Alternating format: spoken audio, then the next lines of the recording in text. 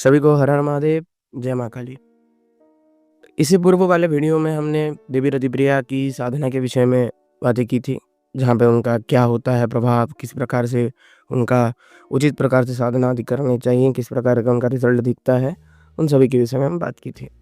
आज हम बात करने जा रहे हैं देवी रतिप्रिया की साधना से एक व्यक्ति का पूरी तरीके से जीवन बर्बाद हो गया। तो कैसे हुआ, क्या गलतियाँ हुई थी, किस प्रकार से वो सारी चीज़ें घटित हुई, इन विषयों में आज हम चर्चा करने वाले हैं। तो आज से कुछ समय पूर्व प्रदीप राजपूत बोल के एक महाराज जी आए थे। उन्होंने हमसे स्कैनिंग करवाया था। स्कैनिंग में हमारे द्वारा पूछे जाते हैं कि आपके गुरु हैं, किस संप्रदाय से जुड़े हुए हैं, कौन कौन सी साधनाएं की हैं। तो उन्होंने देवी रतिप्रिया और माँ जगदम्बा के कुछ ऐसे रूपों की साधना के विषय में वर्णित किया उन्होंने, जो बिना गुरु के नहीं करना चाहिए। और उन्होंने लिखा मेरे कोई गुरु नहीं है, मैंने इधर उधर से साधना लेके साधना की थी। तो हमने बोला ठीक है, कोई बात नहीं। और उनका एक बिजनेस भी था जो कि होलसेलिंग का था, जहाँ पे वो सामान वगैरह बेचते थे, और वो भी आज पूरी तरीके से ठप हो चुका है। उनके होम लोन्स वगैरह भी हैं जो चुका नहीं पा रहे हैं, और काफ़ी उनको जीवन में प्रॉब्लम हो रही है। तो हमने स्कैनिंग लिया, स्कैनिंग किया। स्कैनिंग करने के बाद हमको पता चला कि भैया इनके घर में किस किस प्रकार की परेशानियां हैं। तो उनके शक्तियों के माध्यम से बताया गया कि इस महाराज ने कोई एक ऐसी साधना की जिस साधना की वजह से इनके घर में अब तबाही मच चुकी है। हालांकि वो एक साधना नहीं थी, एक साधना की वजह से तो बहुत ज़्यादा प्रॉब्लम हुए हैं, लेकिन एक साधना नहीं थी, कई ऐसे साधनाएं थी। इनके घर में पितर पहले से ही असंतुष्ट थे। उसके बाद 2 साल पहले तक कुलदेवी देवता थे, और 2 साल के बाद कुलदेवी देवता भी चल गए। अब इनके घर में कुलदेवी देवता भी नहीं है।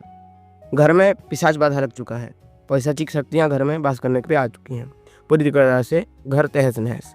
इनकी जो वाइफ थी उनको पूरी तरीके से बीमारी लग चुकी है, और ऐसी बीमारी जिसकी वजह से उनके घुटने और जोड़ों में इतना पेन होता है कि वो सही से चल फिर नहीं पाते हैं। बड़ी प्रॉब्लम है। तो ऐसी परिस्थिति में जब हमने देखा कि कौन सी साधना की थी, तो उनके द्वारा बताया गया कि इन्होंने कोई एक यक्षिणी साधना की थी।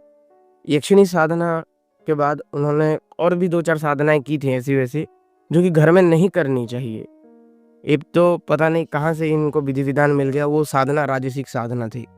राजसिक साधना अर्थात जो देवी साधना की थी इन्होंने, वो किसी यूट्यूब चैनल से देख के की थी, और उसमें उन्होंने बताया था कि शराब से उसका तर्पण किया जाता है तो उस शक्ति जल्दी प्रत्यक्ष हो जाती है। अब इन महाराज ने घर के अंदर शराब से तर्पण कर दिया। अब पता भी नहीं कि कारण शुद्धि कैसे करते हैं, वो शराब की शुद्धि कैसे किया जाता है, अगर तर्पण किया जाता है तो क्या नियम विधान है, गुरु कहाँ पे काम आते हैं, क्या कहाँ पे काम आते हैं, 1000 चीज़ें हैं, वो फिर उनको पता नहीं थी। तो फिर हमने बताया उनको, तो बोलते हैं हाँ महाराज ये बात आपकी सही है कि हमारे द्वारा ये साधनाएं की गई थी, और हमने अपने घर के अंदर ही इन सारी क्रियाओं को किया था। ठीक है। वो देवी की साधना उन्होंने कुछ 21 दिन की थी। 21 दिन की साधना में फिर उनको वो शराब वराब से तर्पण करना था दशांश। तो फिर उन्होंने उस 21 दिन की साधना के दरमियान ही अपने घर में किया, और उस शराब वराब से तर्पण वगैरह कर दिए।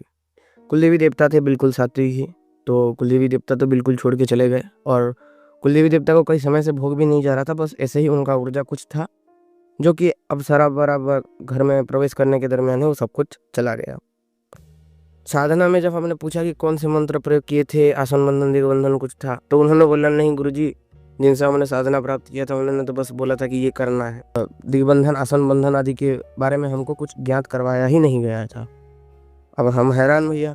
हमने बोला कि ऐसा तो संभव नहीं कि भाई कोई साधना दे और दिग्बंधन आसन बंधन वगैरह की विधियाँ ना दे, और विशेष रूप से यक्षिणी साधना है। अब घर में पिशाच बाधा कहाँ से आई है वो भी बता दिया जाए। पिशाच बाधा यहीं पे आई कि इन महाराज को कुछ साधना दी गई थी जो कि भैरव जी से रिलेटेड थी। ठीक है। और एक ऐसे भैरव बाबा की साधना दी गई थी, तो उन्होंने बोला था कि आपको शमशान के पास दीपक जला के आना है और घर में बैठ के उस मंत्र का जाप करना है।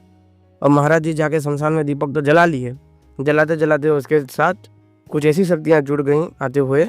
अब बताने वाले ने तो बता दिया कि शमशान में दीपक जलाना है, लेकिन कैसे जलाना है, कहाँ पे जलाना है, आते वक्त कौन सा बंधन होना चाहिए बॉडी में, ताकि कोई शक्ति अंदर ना आए, अपने साथ ना आए, हमारे शरीर के ऊपर ना लगे, हमारे ऊर्जा मंडल में ना आए, वो सब कुछ नहीं बताया। चुपचाप दीपक जला के आ जाना है। जलाते हुए तो आगे घर में घुस गए पिशाच। कुलदेवी देवता ऑलरेडी बर्बाद थे, और पितर वगैरह ऑलरेडी टूटे, तो घर में पिशाच बाधा लग गई। इनके ऊपर भी लगी, पूरे घर के ऊपर भी लग गई। अब उसी तरीके से पूरा का पूरा घर चारों कोनों से बर्बाद। जो 4 पिलर होते हैं, माता पिता, कुलदेवी देवता, पितृ और जो गुरु होते हैं, गुरु तो थे नहीं, तो भैया पूरा का पूरा चारों पिलर बर्बाद। हमने बोला कहीं अच्छी जगह से दीक्षा वगैरह लेके आपने साधना चालू करने की कोशिश नहीं की। बोलते महाराज हमको शक्ति सिद्धि का बड़ा लालच था, तो महाराज हम अब शक्तियों को सिद्ध करने के चक्कर में थे। शक्ति सिद्धि के लिए इनका जो लालच था, लेकिन इन महाराज को इतना बुद्धि नहीं हो पाया कि शक्ति सिद्धि का बेसिक ही गुरु है। बिना गुरु के कोई भी शक्ति या फिर सिद्धि नहीं प्राप्त होती है। लेकिन कहाँ उनको ज्ञान है, या तो बोले कि भैया हम हैं, सबके बाप हैं। तो भैया बाप बनने के चक्कर में आप पूरा का पूरा घर पिलवा गया एक ही बार में। चाहे बात बुरा लगे, लेकिन आपने अपनी जिंदगी तो बर्बाद की, उसके साथ आपने अपने घर और अपने बच्चों और अपने जो भी आपके साथ रहते हैं उनकी भी जिंदगी बर्बाद कर दी। क्योंकि आप तो साधना करने के चक्कर में थे कि भैया पारलौकिक शक्तियों के साथ हम कर खेलेंगे, लेकिन पारलौकिक शक्तियों के साथ खेलने के चक्कर में भैया आपने पूरी अपनी खुद की घर की लंका लगा दिया आपने। वैसे बोल भी नहीं सकते हैं ऐसा कुछ। कारण क्या है कि कुंडली जब इनका हम चेक किए थे, जब उनका महादशा वगैरह फल महादशा वगैरह चेक किए थे, तो इनका जो कुंडली में जो पीरियड चल रहे हैं, जो ग्रहों के फल चल रहे हैं, वो ग्रहों के फलों के अनुसार इनके ऊपर पारलौकिक शक्तियों का गतिविधि लिखा गया था। अब ग्रहों के दशाओं के अनुसार भी वो चीज़ होते हैं, तो भैया कहीं ना कहीं तो रिजल्ट दिखने थे। दिमाग ठिकाने पे इनका रहेगा नहीं, क्योंकि राहु आदि का काफ़ी प्रभाव है इनके ऊपर। तो इसी प्रकार जब हमने उस चीज़ को देखा, तो कहीं ना कहीं हमको लगा कि आप क्या कर सकते हैं। तो फिर हमने बताया देखिए ऐसा ऐसा ये प्रॉब्लम आपके घर में ही हो गया। फिर उन्होंने हमसे इलाज वगैरह पूछा। कहने का तात्पर्य यह है कि इनके जीवन इतना जो बर्बादी हुई, कारण केवल एक देवी की साधना नहीं थी, कई प्रकार की साधनाएं थी। मेरा मूल आज कहने का कारण इसी प्रकार है कि इन लोगों ने जो इस प्रकार की हरकतें की, इसका ऐसे नहीं किया जाता है। कोई भी साधना आप किसी से भी प्राप्त कर रहे हैं, उससे A to Z जान लें। उस देवी का मंडल, उस देवी की साधना विधान, उस देवी में आसन बंधन कैसे होगा, दिग्बंधन कैसे होगा, दिग्बंधन कौन से देवता के मंत्र से करना है, 10 दिक्पाल से दिग्बंधन करने हैं, भैरव बाबा का दिग्बंधन करना है, माता रानी का दिग्बंधन करना है, किसका दिग्बंधन करना है। दिग्बंधन नहीं आता तो किस प्रकार से उस जगह पे घेरा वगैरह लगाया जाए। जिसको दिग्बंधन नहीं आता वो घेरा लगा भी सकते हैं, कोई प्रॉब्लम नहीं। आसन बंधित कैसे किया जाता है, शमशान में जाके साधना कर रहे हैं तो शरीर रक्षा कैसे करें। एटलीस्ट इतना तो हो कि आपको आपके गुरु ने गुरु मंत्र दे रखा, उस गुरु मंत्र का आपने बहुत ज़्यादा जाप कर लिया हो, तभी जाके ऐसे हरकतें को करें। नहीं भैया हमारे तो गुरु भी नहीं है, ना हमारे कुछ है, हम बस जाके साधना करेंगे, ऐसे नहीं होता है। तंत्र जगत में आज पॉडकास्ट और ये सब के कारण बहुत सारी भ्रांतियाँ ऐसे ऐसे फैल गई हैं जिनका समाधान करना लगभग इम्पॉसिबल है। विशेष रूप से भैरव बाबा को लेके और माता रानी के बगला माई हो, या फिर बहुत सारे रूपे हैं जिनके बारे में ऐसी ऐसी भ्रांतियाँ फैली गई। कोई आके बोल रहा है शमशान में रोटियाँ पका लो भैया चिता के ऊपर, लेकिन ऐसा नहीं होता है। तंत्र जगत का एक सिंपल रूल है, जो तंत्र जगत में उतरता है, साधना वगैरह करता है, एक सिंपल सा रूल गुरु उनको हमेशा पहले ही बताता है कि बाबू जो दिखता है वो होता नहीं है इधर, और जो नहीं दिखता है वो दिखने के लिए भी कलेजा चाहिए। ये गुरु जब साधना करवाता है तब बोल देता है पहले से ही। अब धीरे धीरे जब शिष्य आगे बढ़ता है तो उसको उस चीज़ों को समझ आ जाता है। ठीक, तो मेरा कहने का तात्पर्य है ऐसी चीज़ों से बचें जिस विषय में आपका परिपूर्ण ज्ञान ना हो, जिन विषयों के विषय में आपको जानकारी ना हो। वैसी परिस्थिति में उन सभी विषयों के ऊपर हाथ ना डालें, अपनी अपनी इच्छाएं प्रकट ना करें, अन्यथा केवल और केवल हाथ में बर्बादी ही लगेगी। खुद की बर्बादी तो सही, घर वालों की भी आप करवा दोगे जी, अपने खुद की ज़िंदगी भी बर्बाद हो जाएगी, ठीक भी नहीं हो पाओगे, और ऐसी बीमारियां ऐसी परेशानियां ज़िंदगी में जुड़ जाएंगी जिनका कोई भी समाधान कर ही नहीं पाओगे कभी। दरबार दरबार भटकते रह जाओगे, दरबार वाले कुछ बोलते रहेंगे, हैं, कहीं जाओगे कहीं और जाओगे, कोई भगत के पास जाओगे, कोई तांत्रिक के पास जाओगे, लाखों लाख रुपए ठग लोगे, कुछ नहीं होने वाला। ठीक, इसीलिए सही विषयों में जाएं, सही मार्गदर्शन से करें। देवी रतिप्रिया की साधना तामसिक भी होती है, राजसिक भी होती है, लेकिन करते कैसे हैं? राजसिक साधनाएं कहाँ पे की जाती हैं? राजसिक साधनाओं का विधान है खेत खलियान आदि में रासिक साधना, जंगल आदि में रासिक साधना किए जाते हैं। देवी रतिप्रिया की 3 दिवसीय तामसिक साधना है।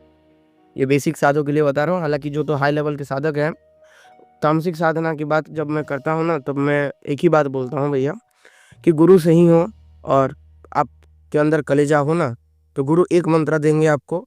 आंखों देखी बात बता रहा हूँ, अनुभव से बात बता रहा हूँ। एक मंत्र देंगे, बोलेंगे 5 माला जपना है, ये भोग सामने रखना है, घेरा लगा के बैठ जाना।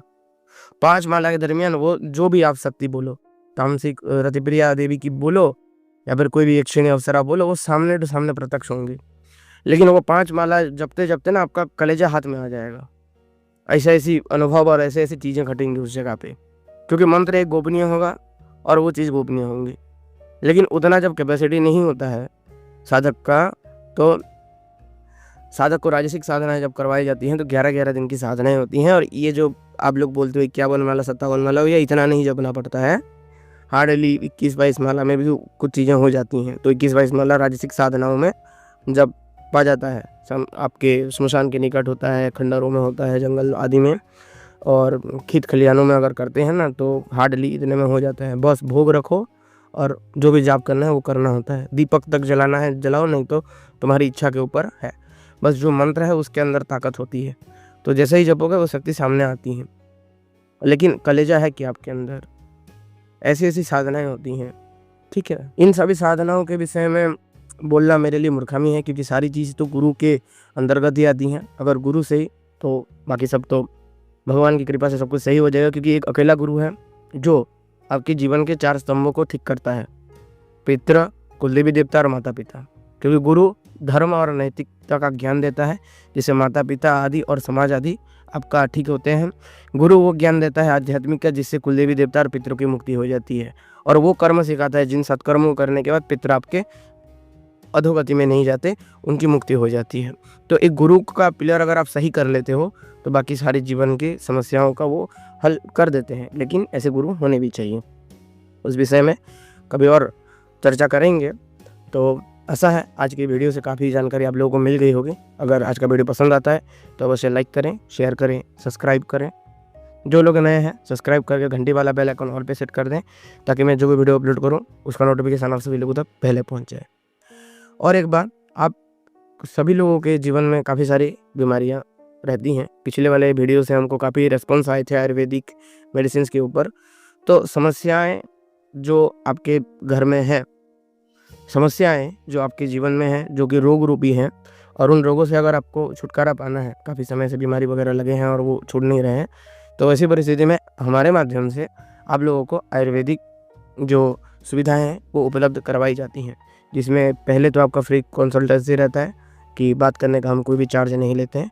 मात्र और मात्र अगर आप हमारे माध्यम से मेडिसिन वगैरह मंगवाते हैं तभी हम आपसे जो भी उसका मेडिसिन का चार्ज वगैरह लेते हैं। अगर आप आयुर्वेदिक से रिलेटेड हो या अपने जीवन के रोगों से संबंधित कोई भी जानकारी प्राप्त करना चाहते हैं, साधनात्मक जीवन में आगे बढ़ना चाहते हैं, और मैं चाहे देवी रतिप्रिया की साधना बोलो, अगर इस प्रकार की साधनाएं प्राप्त करना चाहते हैं, फिर देवी रतिप्रिया की ही साधना करना चाहते हैं, तो सही मार्गदर्शन में हमारे माध्यम में से कर सकते हैं और इसका गुड रिजल्ट अपने जीवन में देख सकते हैं। इसका जो भी दक्षिणा है आप पेमेंट आदि करके हमसे ये साधना विधान भी प्राप्त कर सकते हैं। इसके लिए आपको डिस्क्रिप्शन में जाना पड़ेगा। डिस्क्रिप्शन में मेरे टेलीग्राम ग्रुप का लिंक होगा। टेलीग्राम ग्रुप में जाइए, ज्वाइन हो जाइए, और मेरा सर्वानंद बोल के उधर आईडी होगा, उधर मुझे मैसेज कीजिएगा। मैसेज करने के बाद जो भी आपका समस्याएं हैं, या फिर आपको साधना संबंधित कुछ जानकारी चाहिए या फिर साधना विधान आदि चाहिए, तो आज मुझसे बात करके साधना विधान आदि प्राप्त कर सकते हैं। तो यही था कुछ आज का वीडियो। सभी को हर हर महादेव, जय मां काली।